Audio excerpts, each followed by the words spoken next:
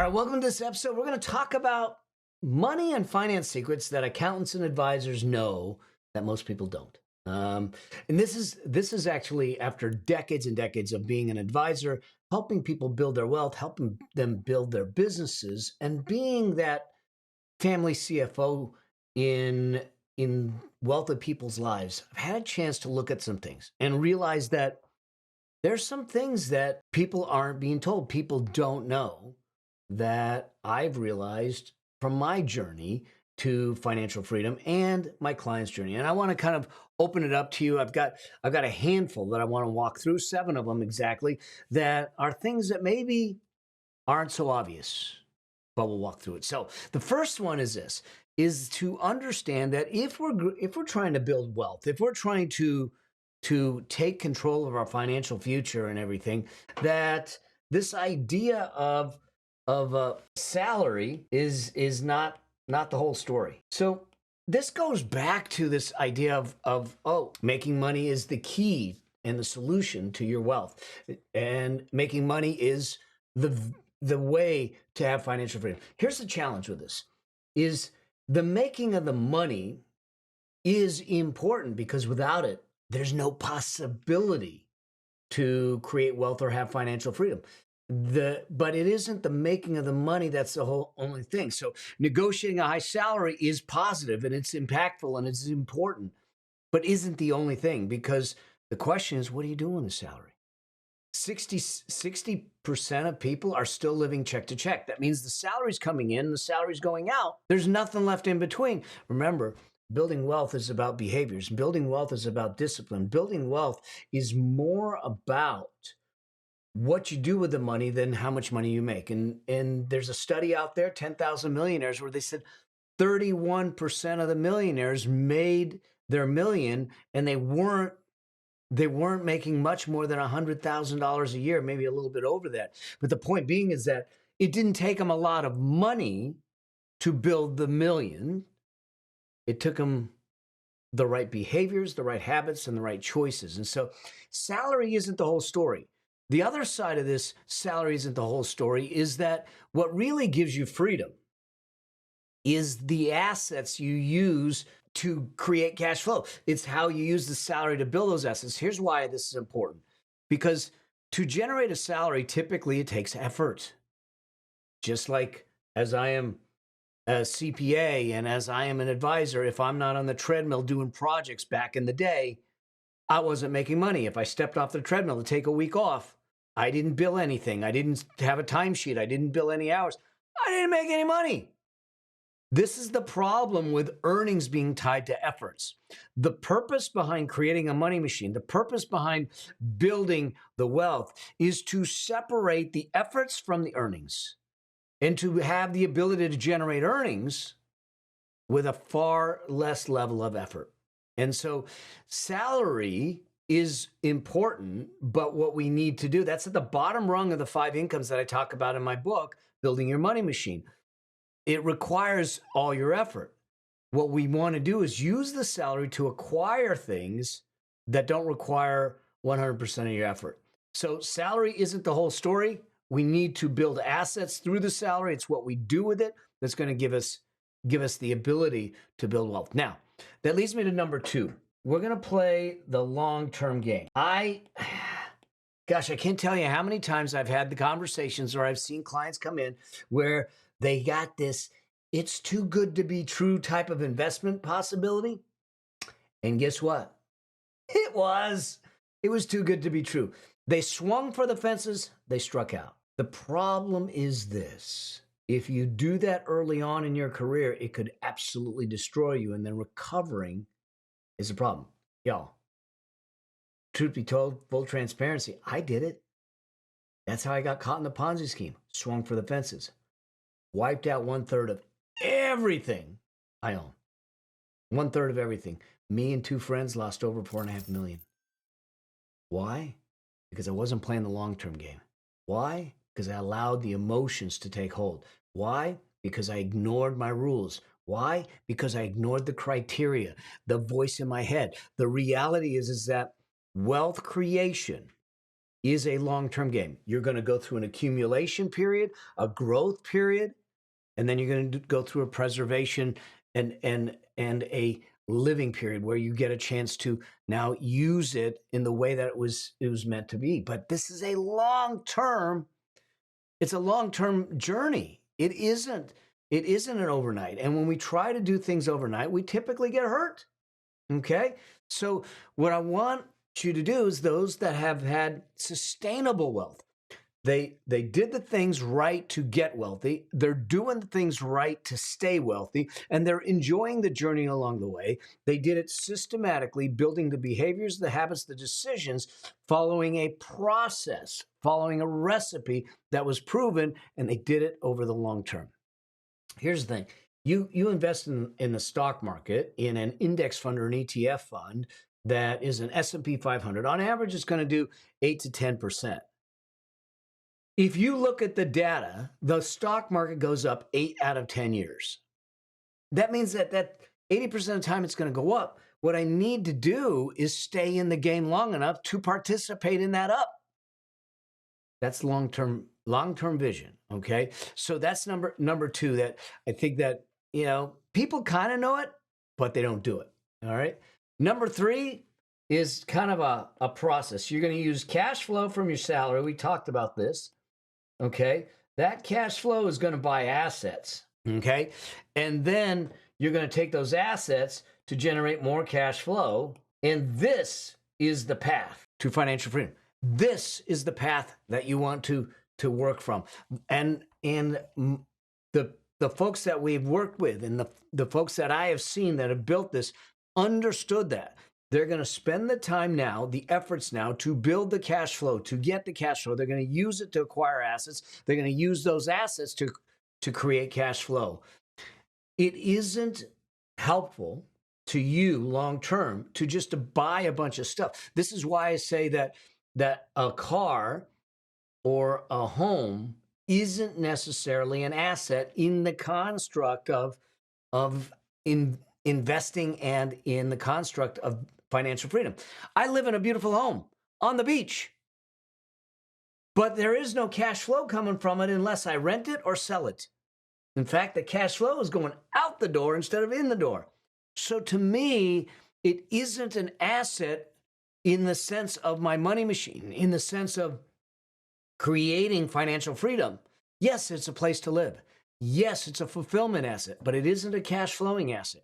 And what people know, what advisors know, and what those that have sustainable wealth know is that, I got to use the cash flow that I'm generating from my salary, from my business, from my current endeavors, my efforts, to acquire assets. And those assets that I acquire isn't stuff. It isn't depreciating vehicles. It isn't big screen TVs. It isn't stuff, but it is assets that actually will generate cash flow and increase net worth over the long term. That's the path to financial freedom, okay? Now, number four is value. And this is something that some people have a difficult time with. Drives the transaction. And I have heard this so many times where it said, I have worked for the company for 20 years. I deserve a raise. Y'all, hard love, tough love, however you want to look at it. You do not deserve a raise just because of your time served. Okay? I'm being upfront with you. The fact of the matter is that people get paid for their value. Now, there are some people that get overpaid, but by and large, we live in a value exchange economy.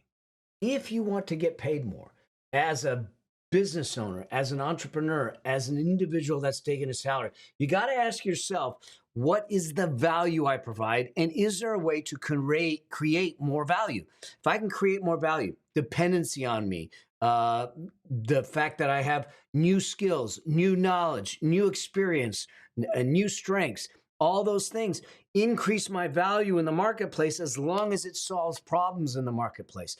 So going in and getting a certification or getting new skills that make you more effective, more efficient, smarter in business can increase your value, which increases your ability to get paid. When you get paid more, you got a bigger shovel. The bigger shovel will get you to financial freedom faster because you got more income going to it. So that's helpful. Now, there might be other things, nothing against it, that are new skills, but they're not really solving problems and they're not really going to further me in my career, my professional path, or what I'm trying to do. Like I go learn needlepoint.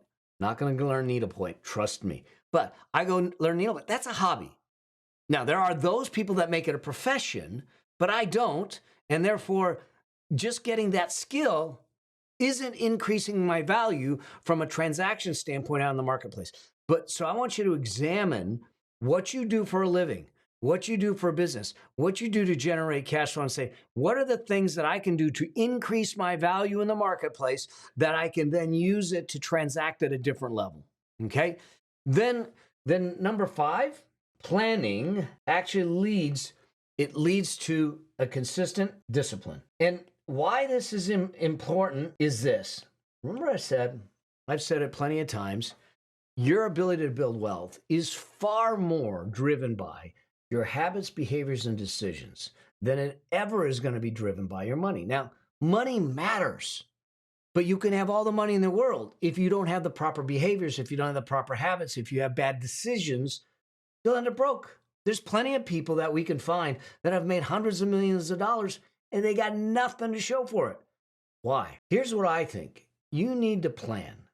The challenge is this, is that inevitably what we have historically done is we make money, we spend money, we invest what's left. That's what most people do. And the way we spend money isn't deliberate. It isn't intentional. It isn't planned out in advance. What it is driven by temptation and demands. Okay. So we see a marketing thing. Oh, that looks cool. I'm going to buy it without thinking, can I afford it? Does it make sense? Does it move me closer to the vision I have for my life? It's just a momentary pleasure that you decide to buy. It's a reason I got a $900 coffee maker in there, because I was on Instagram going, oh, this is good. Here's what planning does. Some people will call it budgeting. I call it planning. It is giving a job to every dollar that comes into your life before you ever earn it. There's something in the book, in my book, called The Wealth Priority Ladder. It is the recipe. It is the hierarchy for every single dollar that comes into your life. Where do you put it first? It's the way to minimize your risk and maximize your returns, to accelerate yourself to financial freedom without taking undue risk. And what it requires you to do is for you to look forward and say, when this money comes in the future, here's how it's going to go. In other words, you're planning for it in advance. You're giving it a job description in advance. When you do that, you remove temptation.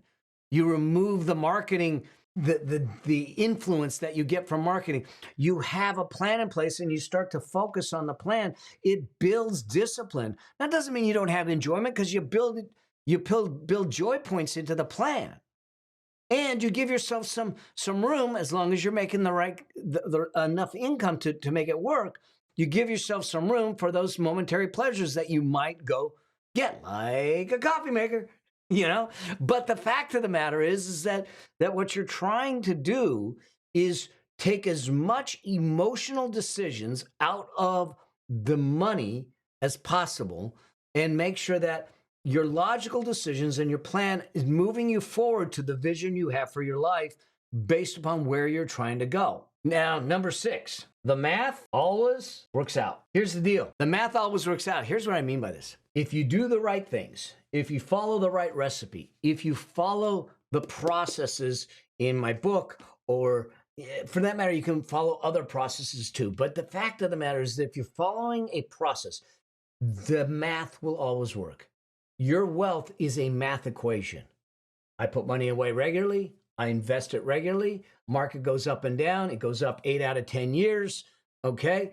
If I'm getting an average rate of return of 8 or 10%, it's a math equation.